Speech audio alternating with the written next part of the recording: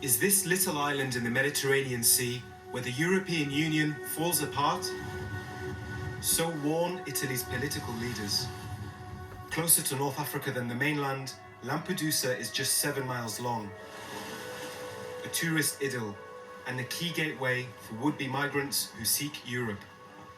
Nearly 130,000 have arrived to Italy so far this year, double last year's number. At the port, we catch a ferry about to depart. Repurposed to transfer migrants, it's been taking hundreds of people off the island the past days, 370 today. Their boats loaded with them. كم يوم على المركب؟ 25 ساعة يعني من امبارح يعني. So those guys there are Egyptian lads from Alexandria in the north of Egypt.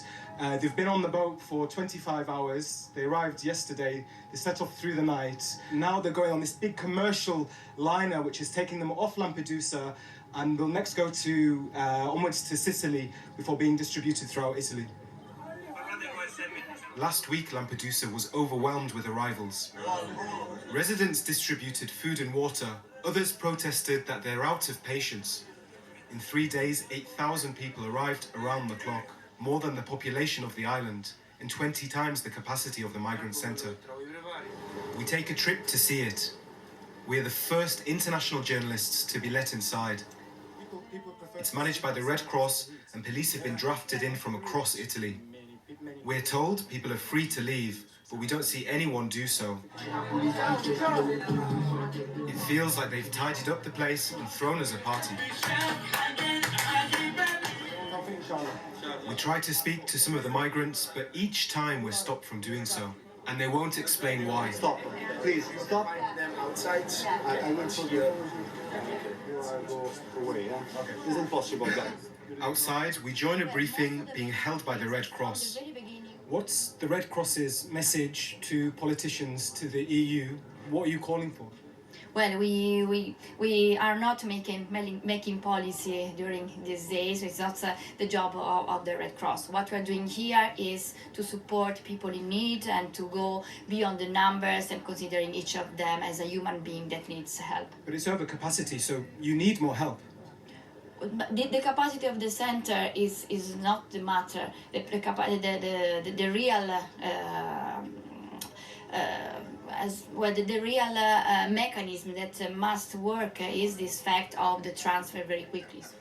Through the fence, we managed to speak with Ahmed from Egypt. He's waiting to be transferred. How long did you spend on the boat? 3 days.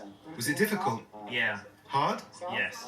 Why? It was hard because, it was just hard. We're interrupted by 2 soldiers, who Ahmed is quick to reassure. He's asking me how things are, and I'm telling him everything's fine and we're being provided for and so on. I ask to talk with others, but Ahmed tells me they're too scared to speak. This tiny camp, no longer than 200 meters, has been thrust into the international political arena. After last week's surge, Italy's Giorgia Meloni visited the island with EU chief Ursula von der Leyen, announcing a 10-point plan, firm in language but light on detail. Meloni's government called the arrivals an invasion and an act of war, fiery language, but it seems to have brought attention and more resources.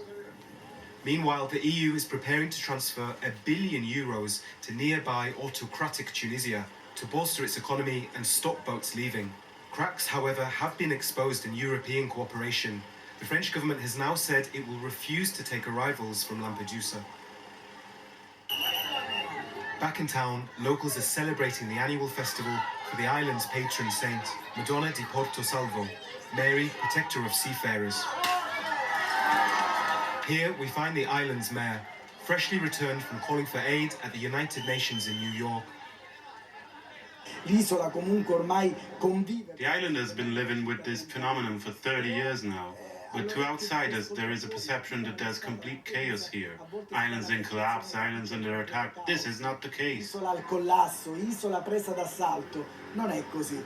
Tutti dicono di voler cambiare il regolamento di Dublino. I'm not the one who can decide a solution because I'm just the mayor of a small island. But we have to choose whether to treat people all the same or not. whether they are Ukrainians fleeing war or Africans fleeing war and persecution.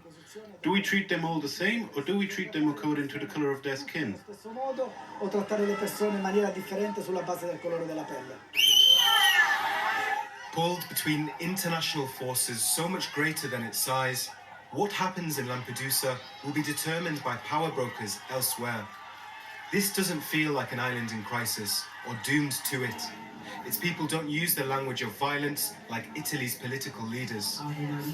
But they petition to confront the challenge, to find humane solutions so that locals who would offer seafarers protection aren't cast adrift. Well, let's discuss